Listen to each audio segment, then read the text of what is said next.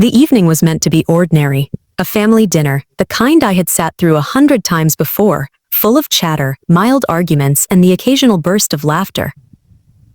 But this night was different. The dining room table was set perfectly.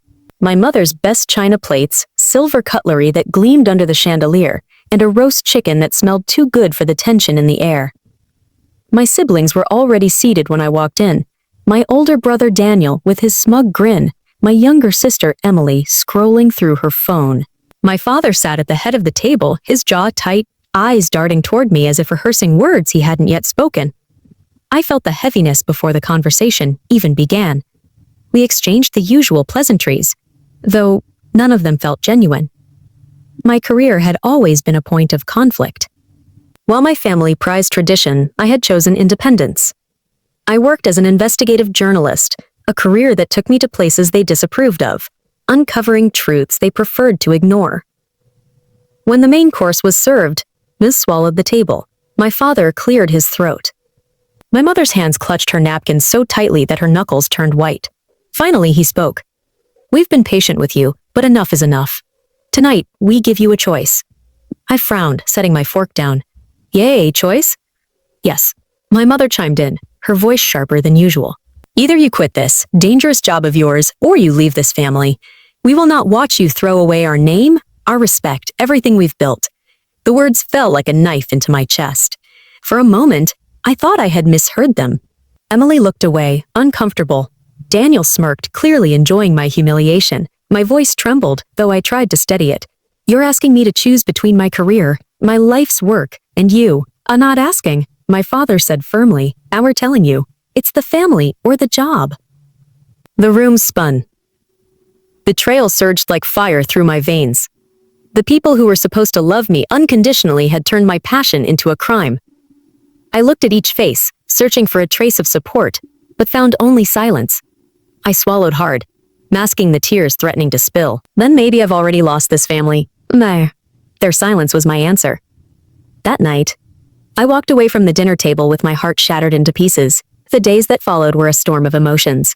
Anger, sadness, betrayal. I replayed that dinner over and over in my head, wondering how love could turn so conditional, how blood ties could be weaponized against me.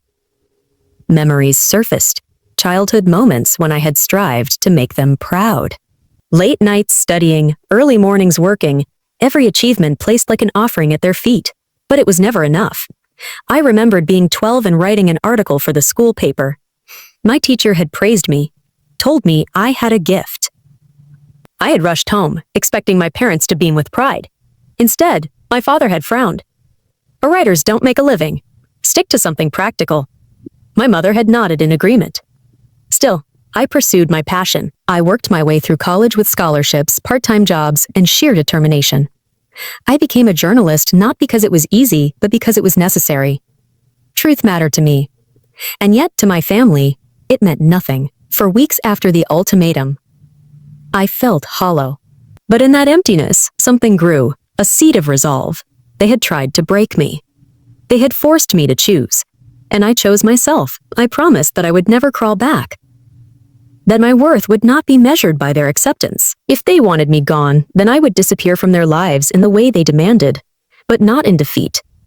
In the quiet of my small apartment, I whispered to myself, one day they'll regret this.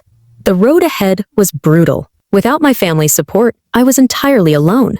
The whispers in our community spread quickly. She turned her back on her parents. Ungrateful child. She'll come crawling back. But I didn't crawl. I climbed. I threw myself into my work like never before. I wrote stories that shook the ground beneath corrupt corporations. I uncovered scandals that others were too afraid to touch. Every article was a brick in the empire I was building.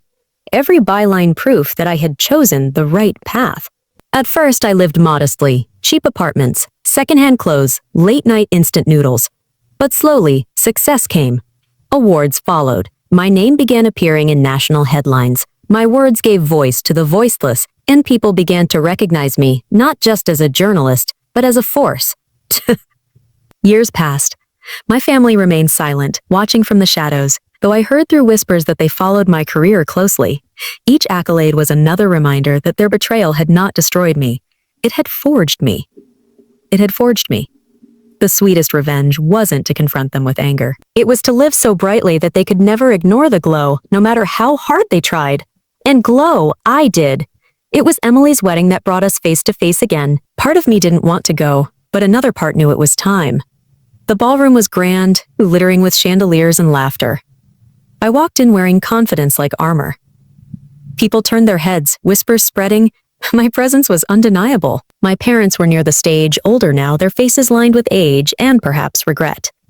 Daniel was there too, his smirk replaced with something closer to envy. When our eyes met, silence fell between us. My mother was the first to speak, her voice trembling. "You look successful," I smiled, a calm, steady smile. "I am." My father cleared his throat, searching for the authority he once wielded over me. "We didn't mean to." I stopped him gently. No, you meant exactly what you said. You gave me a choice, quit my job or leave this family, and I chose myself. It hurt, but it was the best decision of my life. Their faces paled. Around us, relatives pretended not to listen, though every ear was tuned in. I leaned closer, my voice firm but not cruel. "The difference between us is simple. You tried to define me by your conditions, but I defined myself by my freedom. And today, I stand here not to seek your approval, but to show you that I never needed it." Silence enveloped us, heavy and undeniable. My mother's eyes glistened with unshed tears. My father had no words. I straightened my shoulders, turned, and walked away with my head held high. The sweetest revenge wasn't anger, wasn't hatred. It was standing tall in the very life they once told me I couldn't have.